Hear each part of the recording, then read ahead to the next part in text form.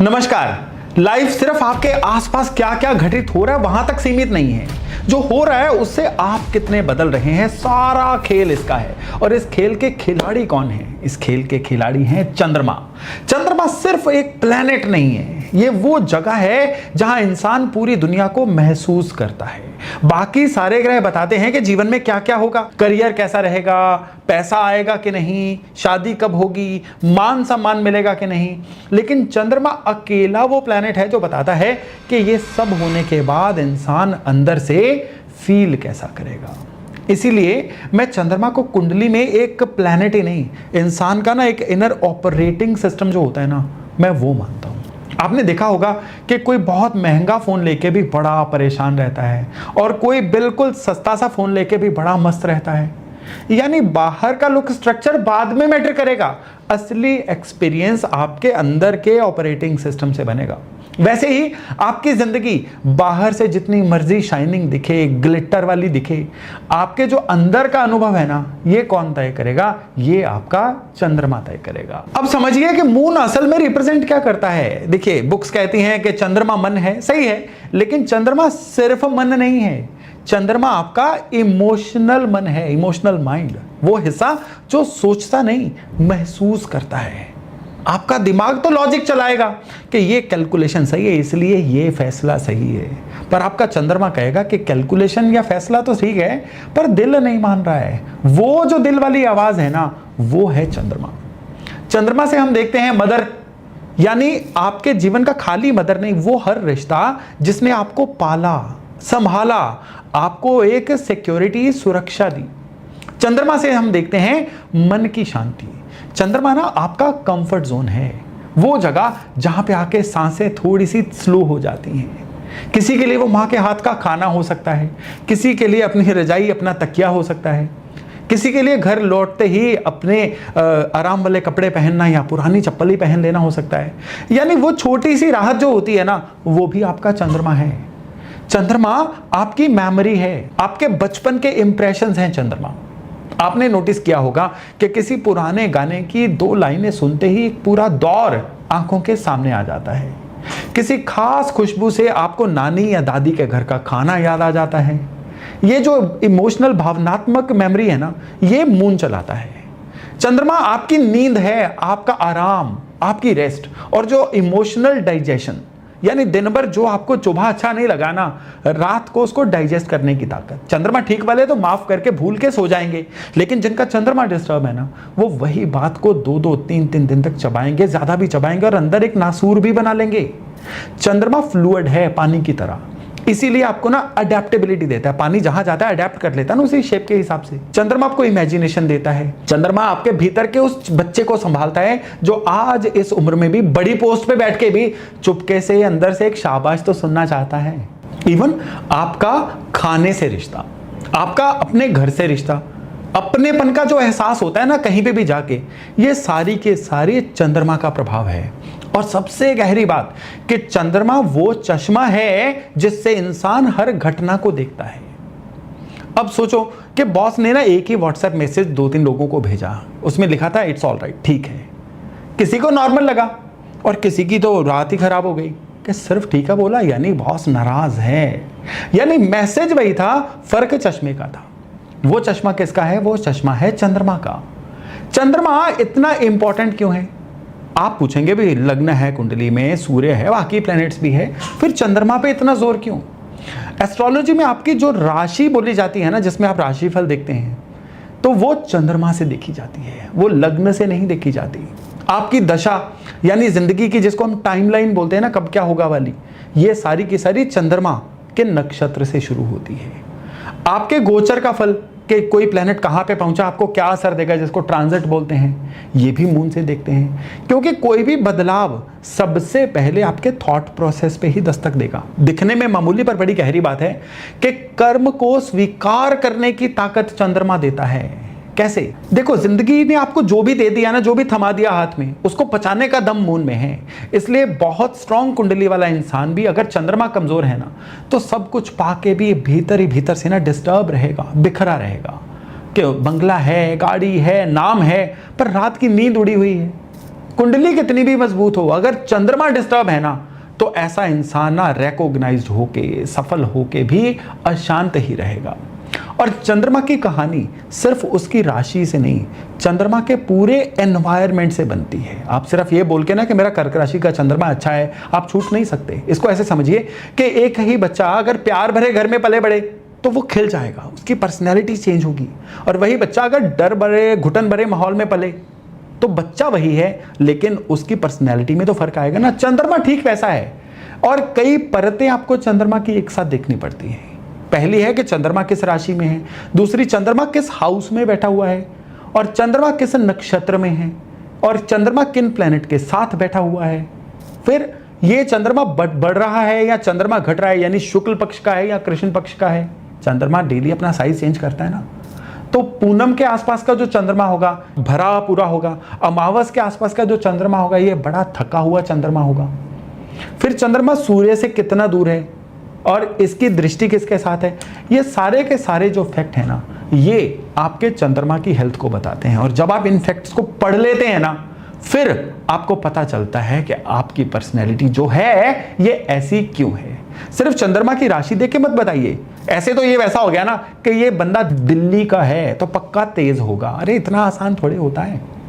अब चंद्रमा को हम समझते हैं कि ये चंद्रमा पे चोट कैसे पहुंचती है। देखिए, इस वीडियो का मतलब आपको डराना थोड़े है, आपको ये नॉलेज देना है कि अपने चंद्रमा को कैसे पहचानें। क्योंकि जब आप इस चीज को समझ लोगे ना, तो आपको अपनी एक झलक मिलेगी कि आज आप एज ए पर्सन जितना भी ग्रोथ लिए हुए हैं उसमें चंद्रमा का हाथ कैसा है और ये ग्रोथ के रीजंस आपके लिए क्या रहे हैं। राइट। तो सबसे पहले ना हम प्लैनेट्स का असर देखते हैं शनि पे। और देखिए, हर प्लैनेट का नहीं देखेंगे, जो प्लैनेट असल में चंद्रमा को खराब करते हैं ना उनका असर देखते हैं। सबसे पहले शनि का असर चंद्रमा पे। मून पर शनि साथ होना तो भावनाओं में एक भारीपन सा आ जाता है। ऐसे लोग आपने देखे होंगे जो बचपन में ही सयाने हो गए, 10-12 साल की उम्र में, जिनकी आंखों में 25-28 साल वाली जिम्मेदारी थी। घर के हालातों ने या किसी चीज की कमी ने उनको समय से पहले बड़ा सीरियस सा बना दिया। ऐसे लोग दिल खोल के रोना तक भी भूल जाते हैं। भीतर एक अकेलापन, एक कहीं ना कहीं रिजेक्ट होने का डर, और हर भावना को नापने तौलने की आदत। इवन उनको माँ का प्यार भी मिला होना तो भी एक ड्राइनेस सी, एक दूरी सी फील होती है। ये होता है जब चंद्रमा शनि के साथ हो। इसको विष दोष भी बोला जाता है। फिर चंद्रमा जब राहु के साथ हो तो मन बेचैन हो जाता है। एक भूख रहती है जो कभी भरती नहीं, और चाहिए और चाहिए। इसे रोज की जिंदगी में आप कैसे पहचानोगे कि सपोज करो रात को सोने के लिए बिस्तर पे लेटे हुए हैं, नींद नहीं आ रही है, और हाथ अपने आप फोन उठा लेगा, एक रील, फिर दूसरी, फिर तीसरी, 1-1.5 घंटा निकल गया, अभी भी अंदर से एक प्यास है थोड़ा और। या फिर नॉर्मली मैं बात कर रहा हूं, फ्रिज बार बार खोलना। अब बार बार फ्रिज खोलने से उसके अंदर कुछ नया चीज तो आ नहीं जाएगी। और यही जो राहु वाली इमोशनल हंगर है ना, ये असली भावना और फैंटेसी का फर्क मिट जाता है। कभी जिसे प्यार समझते हैं ना, वो सिर्फ एक खालीपन भरने की एक कोशिश सा हो जाता है। पुराने लोग ना इसे चंद्र राहु या ग्रहण जैसा इफेक्ट करते थे, यानी मन पे एक तरह की छाया। फिर केतु के साथ चंद्रमा, यहां भूख नहीं होगी, यहां एक अजीब सा सन्नाटा, सूनापन होगा। भरी महफिल में दोस्तों के बीच बैठ के भी अंदर से भीतर से एक आवाज कहती है कि मैं यार यहां पे होके भी यहां नहीं हूं। जोन आउट होना। ऐसे लोग स्पिरिचुअली बड़े सेंसिटिव होते हैं पर इमोशनली थोड़ा सा पीछे हट जाते हैं। प्यार सामने आता है ना तो दिल कहता है कि यार ज्यादा मत जुड़ो, शायद छूट जाएगा, फिर दर्द होगा, इसलिए वो पहले ही दूरी बना लेते हैं। ये होता है चंद्रमा केतु का एक साथ होना। और ऐसे इंसानों का थॉट प्रोसेस ना कई बार बहुत ही ज्यादा इंटेंस भी हो जाता है। डरना, पैनिक होना, ये भी ये वाला योग दे देता है। फिर चंद्रमा मंगल एक साथ होंगे तो या क्या होता है कि मंगल गर्म है, चंद्रमा पानी है, तो भावनाओं में एक आग सी आ जाती है।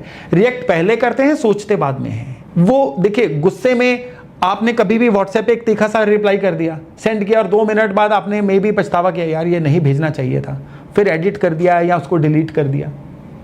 ये मार्स वाला चंद्रमा है। चिड़चिड़ापन, अंदर एक हीट, शब्दों में एक बहुत तीखी धार। ये लोग बुरे नहीं होते, बस इनके भीतर का तापमान थोड़ा सा ज्यादा रहता है और इनको ठंडा होने में थोड़ा ज्यादा वक्त लगता है। अब चंद्रमा और सूर्य एक साथ होते हैं तो ये नॉर्मली अमावस का चंद्रमा होता है। जब भी अमावस होगी ना, चंद्र सूर्य एक साथ होंगे। इस दिन पैदा हुए लोगों के ये चंद्र सूर्य एक साथ होंगे। तो ऐसे लोगों की भावनाएं, इनका ईगो, पिता, एम्बिशन या फिर सर्वाइवल का प्रेशर, ये इनकी भावनाएं इन चीजों में जलने लगती हैं। यानी हमारे यहाँ जिन्होंने बचपन से सिखाया गया ना कि अरे तुम तो स्ट्रांग हो, तुम क्यों रोते हो, रोना नहीं है। और कई बार उनका ये हाल होता है कि ऐसा इंसान ना दुनिया के लिए मजबूत दिखता है, सबकी प्रॉब्लम को भी सॉल्व कर देगा, पर अपनी कोमलता तक खुद नहीं पहुंच पाता।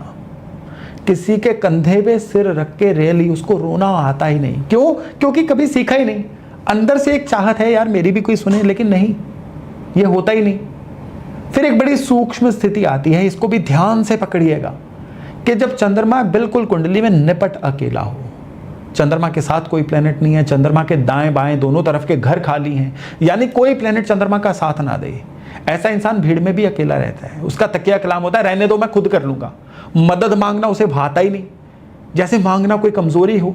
पर एक राहत की बात है कि आज के ज़माने में अगर इस इंसान को सच्चे लोग, एक अच्छा मेंटर, एक अच्छा साथ देने वाला साथी मिल जाए ना, तो केमद्रुम योग बहुत हद तक संभल जाता है। नहीं तो ये लोग जो है ना, ये एंग्जाइटी, ओवर थिंकिंग, डिप्रेशन, ये इन चीज़ों में भी चले जाते हैं। और फिर क्या होता है कि ये लोग ना एक चेन ऑफ रॉन्ग डिसीजंस इनकी लाइफ में बन जाती है। खाली यही नहीं, चंद्रमा छठे, 8वें, 12वें घर में भी होता है ना, तो भी चंद्रमा के यानी इंसान के बिहेवियर पैटर्न में कोई ना कोई दिक्कत आ जाती है। देखिए यहाँ छठे, 8वें, 12वें घर में चंद्रमा का होना हमेशा बुरा नहीं होता, लेकिन ऐसे इंसान की जो मन की शांति है ना, ये किसी ना किसी सर्विस से जुड़ी होती है, या किसी ना किसी बदलाव से जुड़ी होती है, या किसी ना किसी लॉस को पार करने से या हीलिंग से जुड़ी होती है। 12th का मून वाला अक्सर अकेलेपन में, ध्यान में या विदेश की शांत जिंदगी में सुकून पाएगा। दर्द होता है उसको, पर उसके दर्द की वजह से ही उसके भीतर में एक बदलाव पैदा होता है। ये नॉर्मल खुशी वालों को नसीब नहीं होता। लेकिन ओवरऑल बात करें ना, छठे, 8वें, 12वें घर के चंद्रमा वालों के बिहेवियर पैटर्न में कुछ ना कुछ तो खालीपन होता है, जो उनको शुरुआती जीवन में परेशान भी करता है और ऐसे पर्सन बदल भी देता है। अब यहाँ पे चंद्रमा के तीनों नक्षत्रों की भी बात करनी होगी, रोहिणी, हस्त और श्रवण।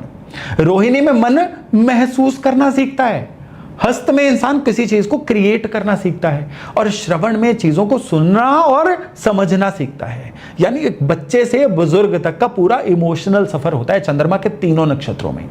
रोहिणी में मन रस चाहता है, हस्त में मन रचना चाहता है, और श्रवण में मन सुनकर समझकर परिपक्व होना चाहता है।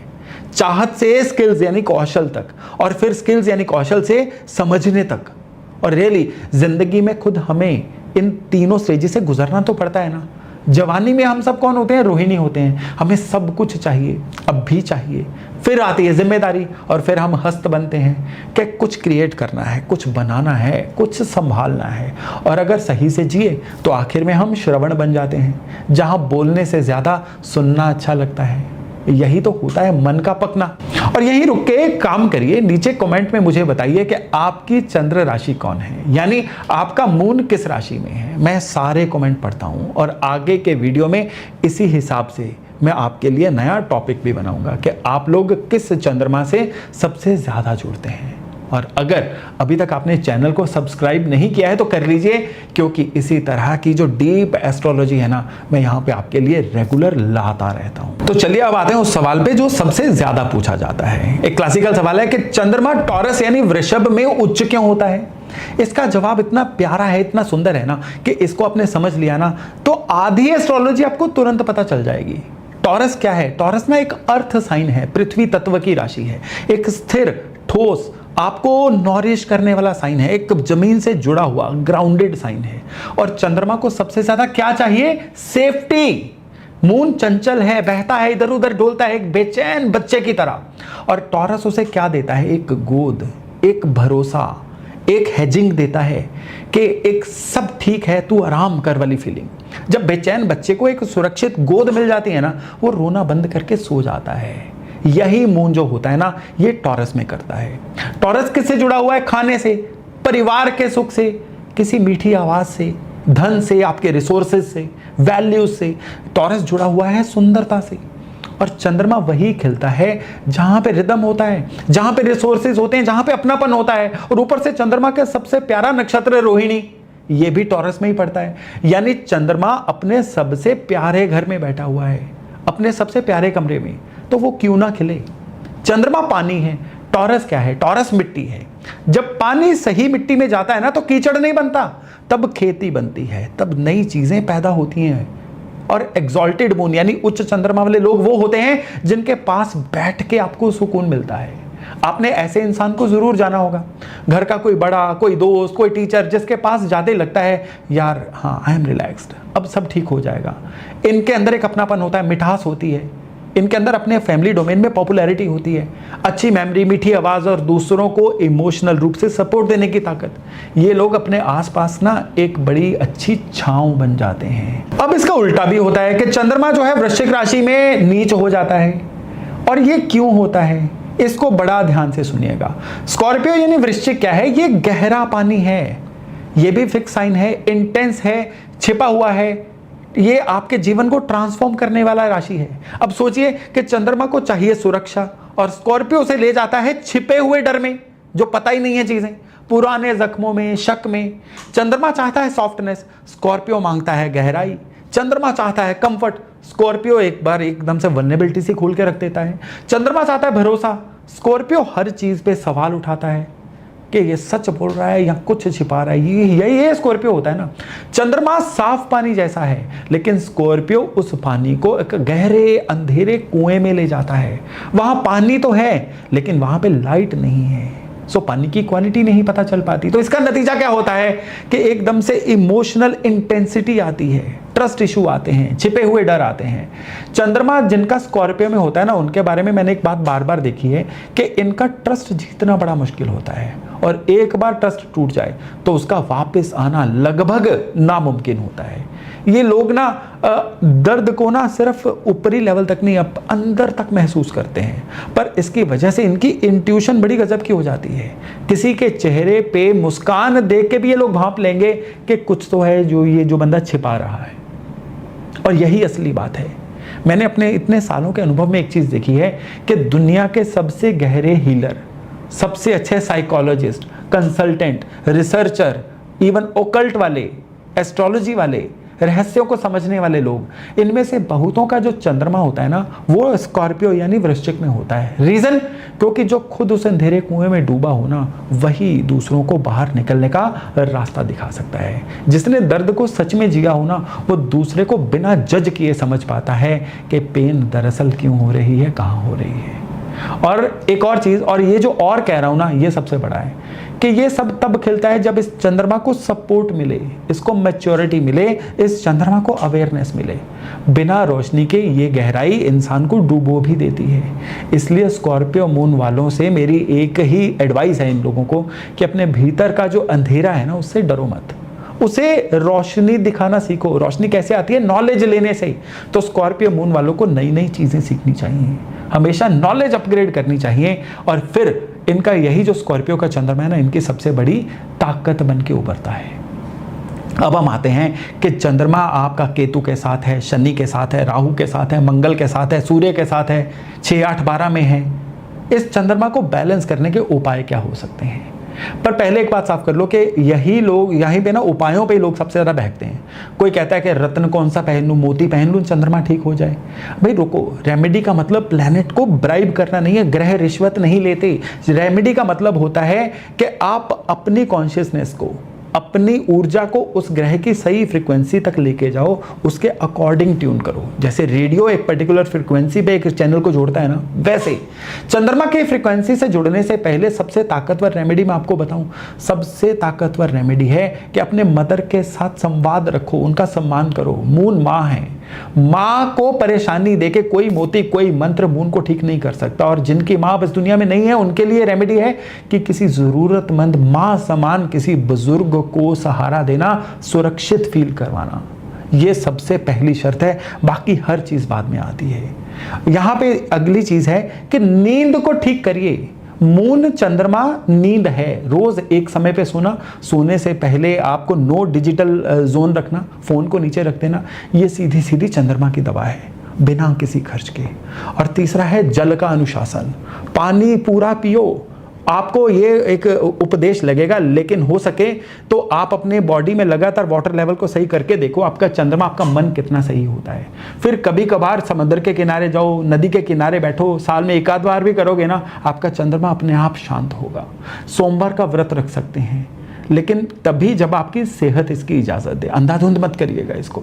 रात को फुल मून को चंद्रमा को अर्घ्य देना, सफेद चीजों का अगर हो सके तो दान करिए। लेकिन सबसे बड़ी बात क्या है कि रुद्राक्ष की माला लीजिए। रुद्राक्ष की माला पे रोज एक माला ओम नमः शिवाय बोलिए। भगवान शिव वो ऊर्जा है जो चंद्रमा को अपने सर पे धारण करके रखते हैं, तभी उनको चंद्रशेखर भी बोला जाता है। तो रुद्राक्ष माला पे रोज एक माला ओम नमः शिवाय का जप करिए। चंद्रमा के लिए बहुत जबरदस्त उपाय है। और स्पेशली आपने अंदर की फीलिंग्स को लिखिए। ऑकवर्ड लगेगा, लिखते रहिए, किसी को थोड़ी दिखानी है। मन का बोझ कागज पे उतारते हल्का हो जाता है। रिएक्ट करने से पहले एक सांस लीजिए और सुनिए कि श्रवण वाली बात आप याद करिए कि ओवर स्टिमुलेशन घटाइए। दिन भर के रील्स, शॉर्ट्स और ये जो शोर है ना, डिजिटल शोर, ये मन को बीमार करता है और हमें पता भी नहीं चलता। फिर गुस्से या उदासी में लिएगा कोई भी फैसला जो है उसको आप थोड़ा सा रुक के लीजिए। किसी भी तरह से इम्पल्सिव बिहेवियर मत रखिए। कई बार क्या होता है कि आप कोई फैसला लेने वाले थे, मन परेशान था, आप थोड़ा रुक गए और अगले ही पल वो फैसला आप कैंसिल कर देते हो, बदल जाता है। और एक मून की लास्ट रेमेडी आपको बताता हूँ, कृतज्ञता, ग्रैटिट्यूड का भाव। जो इंसान रोज रात को सोने से पहले दिन में सिर्फ कोई एक अच्छी चीज के लिए शुक्रिया अदा करके सोता है ना, उसका चंद्रमा किसी भी रत्न से भी ज्यादा तेजी से संभलता है। और जब चंद्रमा संभल जाता है ना, आपके जीवन की 50-60% समस्याएं तुरंत सुलझनी शुरू हो जाती हैं। चंद्रमा सही है ना, तो आपके जीवन में धन भी कॉन्टिन्यूसली आएगा। इस चीज को पकड़ के रखिएगा। तो दोस्तों, आज के वीडियो को यहीं विराम देते हैं। एक रिक्वेस्ट है कि इस वीडियो को सिर्फ ऐसे देख के मत निकल जाइए। एक बार अपनी या अपने किसी की कुंडली सामने रख के इसको फिर दोबारा देखिए, तब ये बातें और गहरी खुलेंगी। और अगर एक भी बात आपके दिल तक पहुंची हो ना, तो इस वीडियो को लाइक करिएगा और किसी ऐसे इंसान से शेयर जरूर कर दीजिए जिसका मन आज की डेट में थोड़ा सा बेचैन है। हो सकता है कि आपका भेजा हुआ ये वीडियो उसकी एक रात को शांत कर दे। आपकी तरफ से किसी के मन के लिए ये एक छोटी सी सेवा होगी। चैनल पर इसी तरह की गहरी प्रैक्टिकल एस्ट्रोलॉजी में लगातार लाता रहता हूं, तो सब्सक्राइब जरूर कर लीजिए और बेल बटन भी दबा दीजिए। चलिए मिलते हैं अगले वीडियो में नए टॉपिक के साथ। तब तक अपना खूब ध्यान रखिएगा। नमस्कार।